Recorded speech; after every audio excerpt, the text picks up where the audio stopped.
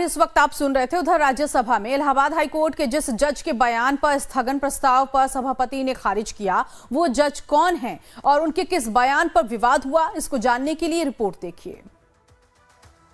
जो कठमुल्ला है, जिसे कह लीजिए आप, सब गलत है, लेकिन कहने में गुरेज नहीं है, क्योंकि वो देश के लिए घातक है। आप हैं शेखर यादव, इलाहाबाद हाईकोर्ट के सिटिंग जज। रविवार यानी 8 दिसंबर को शेखर यादव इलाहाबाद हाईकोर्ट के लाइब्रेरी हॉल में विश्व हिंदू परिषद के लीगल सेल की तरफ से आयोजित एक कार्यक्रम में शामिल हुए। इस कार्यक्रम में वक्फ बोर्ड अधिनियम, धर्मांतरण, कारण एवं निवारण और समान नागरिक संहिता एवं संवैधानिक अनिवार्यता जैसे विषयों पर अलग अलग लोगों ने अपनी बात रखी। इसी दौरान जस्टिस शेखर यादव ने समान नागरिक संहिता एवं संवैधानिक अनिवार्यता विषय पर बोलते हुए कहा, ये कहने में बिल्कुल गुरेज नहीं है कि ये हिंदुस्तान है। हिंदुस्तान में रहने वाले बहुसंख्यक के अनुसार ही देश चलेगा, यही कानून है। आप ये भी नहीं कह सकते कि हाई कोर्ट के जज होकर ऐसा बोल रहे हैं। कानून तो भैया बहुसंख्यक से ही चलता है। परिवार में भी देखिए, समाज में भी देखिए, जहाँ पर अधिक लोग होते हैं, जो कहते हैं उसी को माना जाता है। अपने भाषण के आखिर में जस्टिस यादव ने कहा कि उन्हें विश्वास है कि यूसीसी बिल को लोग जल्द ही देखेंगे। इसी कार्यक्रम में जस्टिस शेखर यादव ने ये भी कहा कि कठमुल्ले देश के लिए घातक हैं। लेकिन जो कठमुल्ला है, जिसे कह लीजिए आप, सब गलत है, लेकिन कहने में गुरेज नहीं है, क्योंकि वो देश के लिए घातक है। बिगाड़ने वाले लोग हैं, जनता को भड़काने वाले लोग हैं, देश आगे न बढ़े इस प्रकार के लोग हैं, उनसे सावधान रहने की जरूरत है। जस्टिस शेखर यादव का ये बयान जैसे ही सोशल मीडिया पर वायरल हुआ, बड़ी बहस छिड़ गई। सवाल उठे कि क्या किसी जज को राजनीति या धार्मिक कार्यक्रम में हिस्सा लेना चाहिए? क्या किसी विचाराधीन मुद्दे पर जज सार्वजनिक बहस कर सकते हैं? देश अगर बहुसंख्यक के अनुसार चलेगा तो संविधान का क्या होगा?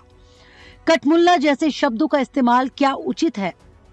तृणमूल कांग्रेस की सांसद महुआ मोइत्रा ने एक्स पर लिखा कि वीएचपी के कार्यक्रम में शामिल हुए हाईकोर्ट के मौजूदा जज ने कहा कि देश हिंदुओं के मुताबिक चलेगा और हम अपने संविधान के 75 साल का जश्न मना रहे हैं।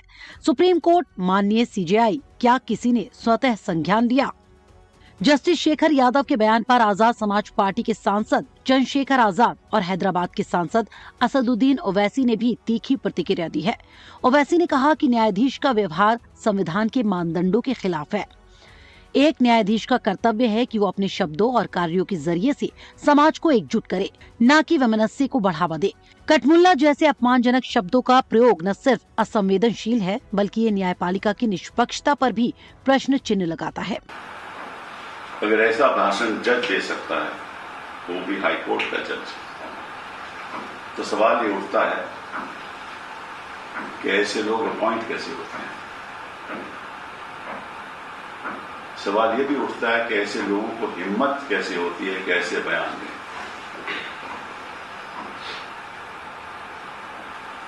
सवाल ये भी उठता है कि पिछले 10 साल में ऐसा क्यों हो रहा है।